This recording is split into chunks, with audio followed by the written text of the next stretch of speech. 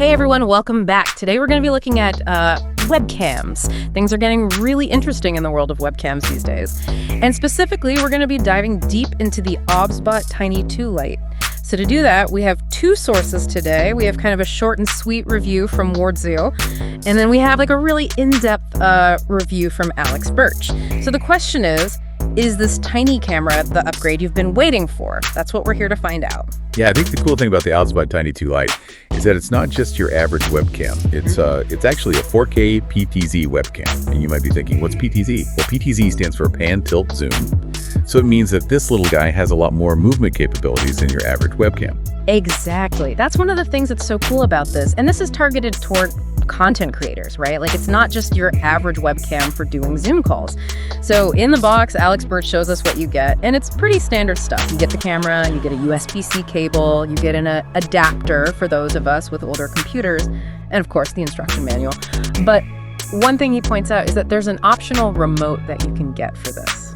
Yeah, and I think the remote speaks to who they're really targeting with this. Mm-hmm. They're targeting creators, people that want more control over their shots. Absolutely. And speaking of control, the design of this is super sleek.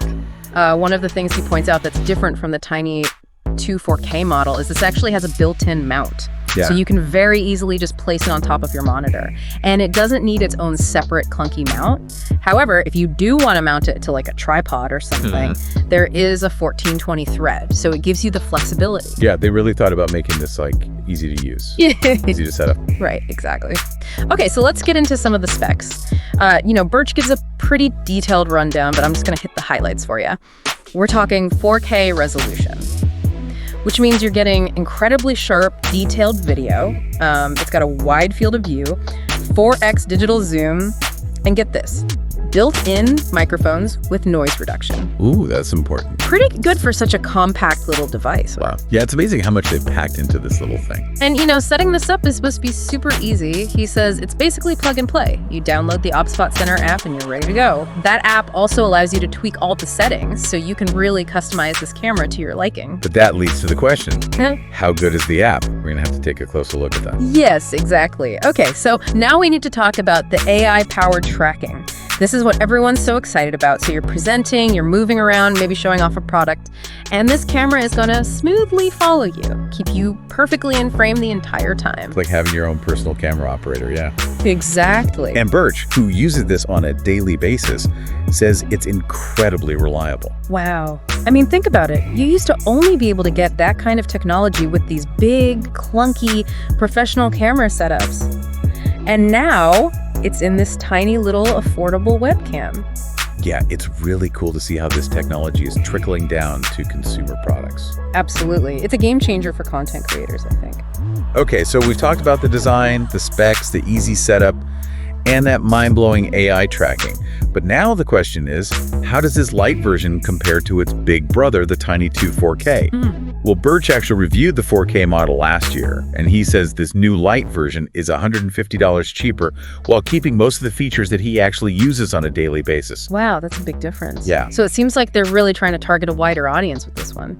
And, they didn't skimp on quality either. He actually specifically mentions that the integrated screen mount on this is more stable than the separate mount that came with the 4K model. Yeah, it seems like they took feedback from users. Yeah. And they actually incorporated it into the design, which is awesome. Yeah, that's great to see. Okay, and then there's this really clever little privacy feature. The lens will actually point down when the camera's off, so you get that nice visual confirmation that you're not being recorded. And you don't need those clunky lens covers anymore. Yeah, that's a nice touch. It is, yeah.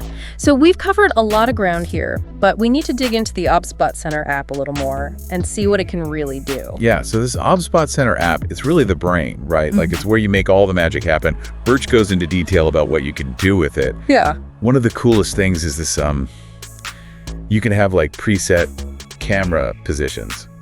So you can have it remember like up to 3 different positions. Oh, that's nice. And then you can just click a button to switch between them. So like if you have a standing desk. Yeah, exactly. You can have like a sitting position, a standing position, maybe one where it's a little bit wider. Yeah, and he says it works seamlessly. So you can really have those smooth, professional-looking transitions. Yeah. Little software features like that really make a difference. Definitely.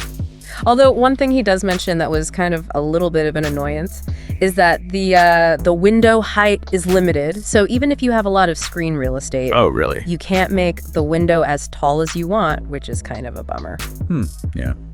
Wonder if they'll address that in a future update. Hopefully. Okay, so, we've heard a lot of good things about the Tiny 2 Lite so far. But Ward Zhu, in his shorter review, he brings up an interesting point. He's like, well, for PCs and laptops, the camera performance may not be a huge step up from using a decent phone camera these days. That's interesting. Yeah. It's true. Phone cameras have come a long way. Oh, yeah. But I think the point with the Tiny 2 Lite is it's a whole package. Like you get the 4K resolution. Yeah. You get this incredible AI tracking, the PTZ capabilities. Yeah. All those little software features, the ease of use. It's a whole experience, right? Exactly. And speaking of the experience, Birch did point out a couple of things that were a little bit frustrating. He says that the camera body can get a bit hot during use. Oh, really? Yeah, have you ever heard of a webcam getting hot? Not really, no. I haven't. That's something to be aware of, though. Yeah, if you're going to be using it for like long periods of time. Yeah. And then there's this body shape feature in the app. I guess it's supposed to, make you look better on camera or something. Like a digital touch-up, maybe? Yeah, but he says it's glitchy. It doesn't really work that well. This is why it's important to have multiple sources, so you can really see both sides of it. Right. The good and the bad. Yeah, for sure.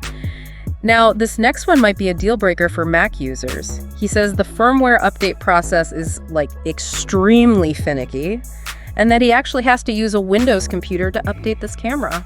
Wow, that's not good. Not good. If you're a Mac user, that's definitely something to think about. Oh, and remember that remote control we were talking about earlier? Apparently on Mac, it can sometimes trigger unintended commands. Oh, Like changing the position of windows. What? Yeah, he reported this to OBSBOT, but they couldn't reproduce it. That's a bit of a mystery then. Yeah. But it does make you wonder. So now the question is, with all this information, the good, the bad, Yeah. is the OBSBOT Tiny 2 Lite worth it? Right. Well, let's see. On the positive side, we've got amazing image quality with that 4K resolution. We've got that game-changing AI tracking. Yeah. A sleek, user-friendly design. Yeah. And a price that's way lower than its predecessor. Yeah. But then on the negative side, we have these software quirks. Yeah, the overheating. The potential overheating. And, phone cameras are getting really good these days. That's true. But one thing that Birch mentions that I thought was really interesting is that the IT department at his work is considering the Tiny 2 Lite as their preferred webcam for employees. Really? Yeah, That's a pretty big endorsement. it is. It seems like this camera is making waves. For sure. All right, so we've covered a lot. The features, the good, the bad, the kind of quirky. But ultimately, the decision of whether or not to buy this is up to you. It's all about your individual needs. Exactly. But we do have one final thought to leave you with. So we talked about all these AI features and how it's really changing the game for content creators. But let's zoom out a little bit. Okay, I like this. We're seeing AI pop up in everything these days, our phones, our cars. So could it be that, this kind of intelligent tracking just becomes the norm for all webcams going forward? It makes you wonder, right?